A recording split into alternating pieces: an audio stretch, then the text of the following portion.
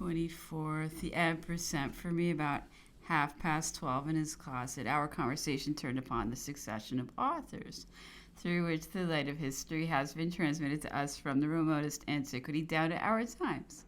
This led him to read that part of the first map of the historical atlas, which gives a recapitulation of them and presents the whole at one view. The conversation turned on the diversities of the human species. The Emperor sent for Buffon to throw a light upon the question and continued for some time, employed in seeking for information on the subject. Having dressed, the Emperor sent for my son, and we worked 3 or 4 hours at the chapters of the campaign of Italy. When this was completed, the conversation, through a variety of subjects, turned upon Holland and King Louis, respecting whom he said some things worthy of observation. Louis is not devoid of intelligence, said the Emperor, and has a good heart. But even with these qualifications, a man may commit many errors and do a great deal of mischief. Louis is naturally inclined to be capricious and fantastical. And the works of Jean-Jacques Rousseau have contributed to increase his disposition, seeking to obtain a reputation for sensibility and beneficence, incapable by himself of enlarged views and, at most, competent to local details. Louis acted like a prefect rather than a king. No sooner had he arrived in Holland than, fancying that nothing could be finer than to have it said that he was thenceforth a true Dutchman, he attached himself entirely to the party favorable to the English, promoted smuggling, and thus connived with our enemies. It became necessary from that moment to watch over him and even to threaten to wage war against him. Louis, then seeking a refuge against the weakness of his disposition in the most stubborn obstinacy and mistaking a public scandal for an act of glory, fled from his throne, declaiming against me and against my insatiable ambition, my intolerable tyranny. What did remain for me to do? Was I to abandon Holland to our enemies? Ought I have given it another king? But in that case, could I have expected more from him than from my own brother? Did not all the kings that I created act nearly in the same manner? I therefore united Holland to the empire, and this act produced a most unfavorable impression in Europe and contributed not a little to lay the foundation of our misfortunes. Louis had been delighted to take Lucien as his model. Lucien had acted nearly in the same manner, and if at a later period he has repented and has even nobly made amends for his errors, this conduct, which perhaps did honor to his character, did not, however, produce any favorable change in our affairs. On my return from Elba in 1815, Louis wrote a long letter to me from Rome and sent an ambassador to me. It was his treaty, he said, the conditions upon which he would return to me. I answered that I would not make any treaty with him, that he was my brother, and that if he came back, he would be well received. Will it be believed that one of his conditions was that he should be at liberty to divorce Hortense? I severely rebuked the negotiator for having dared to be the bearer of so absurd a proposal, and for having believed that such a measure could ever be made the subject of a negotiation. I reminded Louis that our family compact positively forbade it, and represented to him that it was no less forbidden by the laws of policy and morality and by public opinion. I farther assured him that, actuated by all these motives, if his children were to lose their estate through his fault, I should feel more interested for them than for him, although he was my brother. Perhaps an excuse might be found for the caprice of Louis's disposition in the deplorable state of his health, the age at which it became deranged, and the horrible circumstances which produced that derangement, and which must have had a considerable influence upon his mind. He was on the point of death on the occasion, and has ever since been subject to most cruel infirmities. He is almost paralytic on one side. It is certain, however, added the Emperor, that I have derived little assistance from my own family, and that they have greatly injured me, and the great cause for which I fought. The energy of my disposition has often been extolled, but I have been a mere milksop, particularly with my family. This they knew. After the first moment of anger was over, they always carried their point by perseverance and obstinacy. I became tired of the contest, and they did with me just as they pleased. These are great errors which I have committed. If, instead of this, each of them had given a common impulse to the different bodies which I have placed under the direction, we should have marched on to the poles. Everything would have given way before us. We should have changed the face of the world. Europe would now enjoy the advantages of a new system, and we should have received the benedictions of mankind. I have not been so fortunate as Genghis Khan with his 4 sons, each of whom rivaled the other in zeal for his service. No sooner had I made a man a king than he thought himself a king by the grace of God. So contagious is the use of the expression. He was then no longer a lieutenant on whom I could rely, but another enemy whom I was obliged to guard against. His efforts were not directed towards seconding me, but towards rendering himself independent. They all immediately imagined that they were adored and preferred to me. From that moment, I was in their way. I endangered their existence. Legitimate monarchs would not have behaved differently, would not have thought themselves more firmly established. Weak-minded men who may have convinced themselves when I fell that the enemy has not even done them the honor to demand to surrender their dignities, or even to allude to it. If they are now put under personal restraint, if they are subject to vexation, it must proceed on the part of the conqueror from a wish to impose the weight of power, or from the base motive of gratifying his vengeance. If the members of my family excite a great interest among mankind, it is because they belong to me and to the common cause. But surely there is not the least danger of any movement being produced by any of them, notwithstanding the philosophy of several of them. For some of them had said, after the fashion of the Chambellan of Faubourg Saint-Germain, that they were forced to reign. Their fall must have been sensibly felt by them, for they had soon accommodated themselves to the pleasures and comforts of their station. They have all really been kings, thanks to my labors. All have enjoyed the advantages of royalty. I alone have known its cares. I have all the time carried the world on my shoulders, and this occupation, after all, is rather fatiguing. It will perhaps be asked why I persisted in erecting states and kingdoms, but the manners in the situation of Europe required it. Every time that another country was annexed to France, that act, added to the universal alarm which already prevailed, excited loud murmurs, and diminished the chances of peace. Then why will it be farther said did I indulge in the vanity of placing every member of my family on a throne? For the generality of people will have thought me actuated by vanity alone. Why did I not rather fix my choice upon some private individuals possessing greater abilities? To this I reply that it is not with thrones as with the functions of a prefect. Talents and abilities are so common in the present age amongst the multitude that one must be cautious to avoid awakening the idea of competition and the agitation of our situation. With our modern institutions, it was proper to think rather consolidating and concentrating the hereditary right of succession in order to avoid innumerable feuds, factions, and misfortunes. The principal defect in my person and my elevation consistently with the plan of universal harmony, which I meditated for the purpose and happiness of all, was that I had risen at once from the multitude. I felt that I stood insulated and alone, and I cast anchors around me on all sides. Where could I more naturally look for support than amongst my own relations? Could I expect more from strangers? And it must be admitted that if the members of my family have had the folly to break through these sacred ties, the morality of the people, superior to their blind infatuation, fulfilled in part my object. With them, their subjects thought themselves more quiet, more united, as in one family.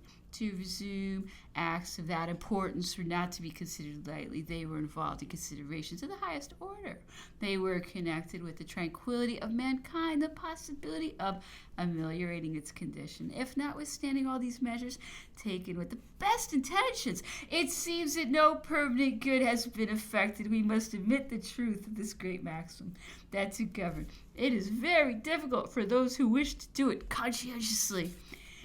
The following letter of a very old date will serve to throw a great light upon the words of Napoleon, mentioned a few pages back, respecting the conduct of his brother in Holland.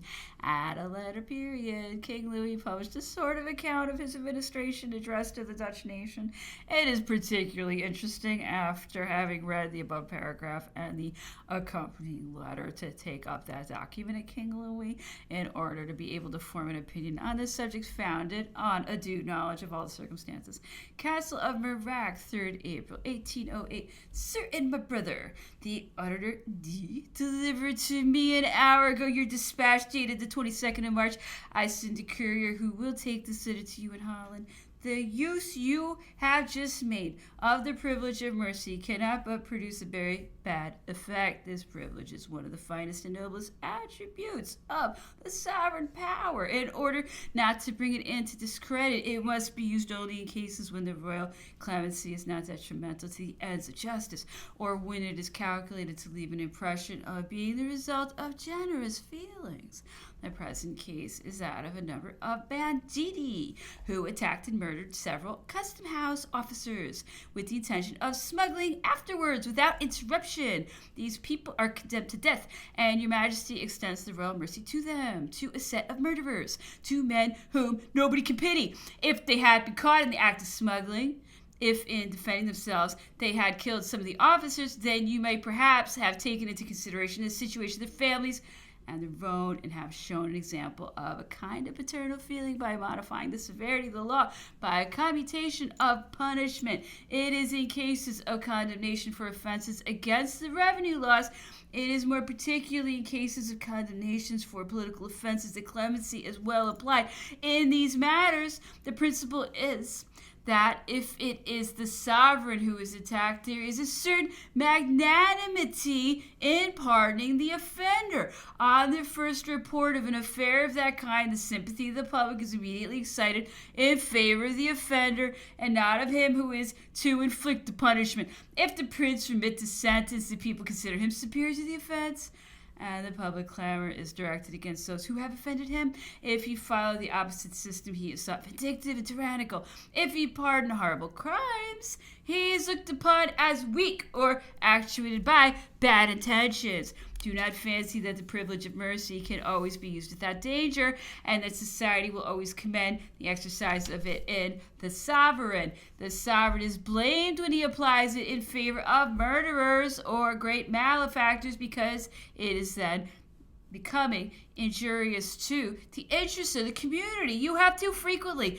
and on too many occasions extended the royal mercy. The kindness of your heart must not be listened to when it can become prejudicial to your people. In the affair of the Jewish people, I should have done as you did, but in that of the smugglers of Middelburg, I should not have pardoned on any account. Many reasons ought to have induced you to let justice take its course, and give the example of an execution which would have produced the excellent effect of preventing many crimes by the terror which it would have inspired. Public officers are murdered in the middle of the night. The murderers are condemned. Your Majesty commutes the punishment of death into a few years' imprisonment. How much will this not tend to dishearten all the persons employed in the collection of your revenue? The political effect produced by it is also very bad for the following reasons. Holland was the channel through which England had for many years introduced her goods on the continent. The Dutch merchants have made immense profits by this trade, and that is the reason why the Dutch nation is partial to England and fond of smuggling, and why it hates France, who forbids smuggling and opposes England. The mercy which you have extended to these smugglers and murderers is a kind of compliment which you have paid to the taste of the Dutch for smuggling. You appear to make common cause with them, and against whom? Against me! The Dutch love you. Your disposition is amiable. Your manners are unaffected, and you govern them according to their inclination. But you would make a beneficial use of the influence you possess if you showed yourself positively determined to suppress smuggling, and if you opened their eyes to the real interest. They would then think that the system of prohibition is good, since it is observed by the king. Cannot see what advantage your Majesty can derive from a species of popularity which you would acquire at my expense. Certainly Holland is no longer what it was at the time of the Treaty of Ryswick, and France is not in the situation in which it was placed during the last years of the reign of Louis XVI. If therefore Holland is enabled to follow a system of policy independent of that of France, it must fulfill the conditions of the alliance. It is not to the present alone that sovereigns must accommodate their policy. The future must also be the object of their consideration. What is at this moment the situation of Europe? On one side, England, who possesses by her sole exertions a dominion to which the whole world has been hitherto compelled to submit. On the other side, the French Empire and the continental states, which, strengthened by the union of her powers, cannot acquiesce in this supremacy exercised by England. Those states had also their colonies and a maritime trade. They possess an extent of coast much greater than that of England, but they have become disunited, and England has attacked the naval power of each separately. England has triumphed on every sea, and all navies have been destroyed. Russia, Sweden, France, and Spain, which possess such ample means for having ships and sailors, do not venture to send a squadron out of their ports. It is therefore no longer from confederation amongst the maritime powers, a confederation which it would be besides impossible to maintain on account of the distance and of the interference with the various interests of each with those of the others, that Europe can expect its maritime emancipation and a system of peace which can be established only by the will of England. I wish for peace. I wish to obtain it by every means compatible with the dignity of the power of France, at the expense of every sacrifice which our national honor can allow. Every day I feel more and more that peace is necessary, and the sovereigns of the continent are anxious for peace as I am. I feel no passionate prejudice against England. I bear her no insurmountable hatred. She has followed against me a system of repulsion. I have adopted against her the continental system, not so much from a jealousy of ambition, as my enemies suppose, but in order to reduce England to the necessity of adjusting our differences. Let England be rich and prosperous. It is no concern of mine, provided France and her allies enjoy the same advantages. The continental system has therefore no other object than to advance the moment when the public rights of Europe and of the French Empire will be definitively established.